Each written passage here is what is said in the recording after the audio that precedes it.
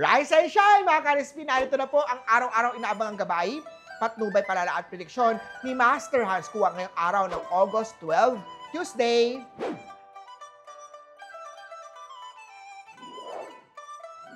Simulan natin sa mga pinanganak ng Year of the Rat. Kung pagod ka nang unawain siya, panahon na para unahin ang sarili mo. Self-care is not selfish. Mahalaga ang peace ng puso mo.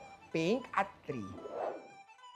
Kay Oksaman tayo, may darating na good news pero kailangan ihanda ang sarili. Maghanda at maging bukas sa bagong opportunity na paparating. Red at 5. Kay Tiger naman tayo, finalize mo na ang mga pending na mga report bago pa sumabay ang gulo ng ghost month. Mas magandang maaga pa lang, tinatapos na para walang dagdag na stress. White at 7. Punta naman tayo sa mga pinanganak ng Year of the Rabbit. Maganda ang araw para makipag-connect muli sa lumang mga kapartner sa trabaho. Baka ito na ang simula ng mas magandang collaboration at oportunidad. Violet at 4. Kay Dragon naman tayo, magtabi ng kahit maliit, importante ang pagiging consistent mo. Maliit man o malaki, ang regular na pag-ipon ang magpapalago ng yaman mo. Silver at 2. Kay Snake naman tayo, huwag mong baguhin ang sarili mo para lang magustuhan ka. Ang pagiging totoo sa sarili ang magdadala ng tamang tao at opportunity sa buhay mo. Blue at 6. Kay Year of the Horse naman tayo, maglakad-lakad kahit 15 minutes sa umaga. Simple pero epektibong paraan para mapanatili ang magandang kalusugan at magandang energy.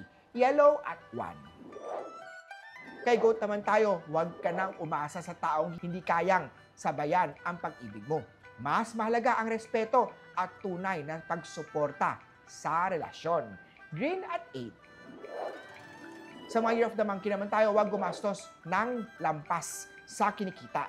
Isipin ang long term. Disiplina sa pera ang susi sa financial security. Tan at 9. Kay Rooster naman tayo, magtabi ng pang-emergency.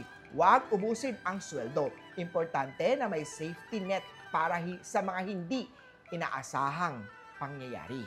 Gold at 5. Kay Year of the Dog naman tayo, maglista ng daily na gastos para sa control at disiplina. Maliit man ito, ang consistent tracking ng finances ang susi sa mas maayos na pera. Green at 7. Sa mga Year of the Pig naman tayo, may positive magandang balita na may kasamang responsibilidad. Tanggapin ito. Ang mga bagong hamon ay may dalang opportunity para sa paglago. Cream at 2. Muli po, ito po'y gabay, patnubay, palala at prediksyon lamang ni Master Hans Kua. Nasa inyong mga kamay, nasa lalay ang inyong tagumpay. Kaya always be positive at i-claim ang mga swerte, mga ka-RSP.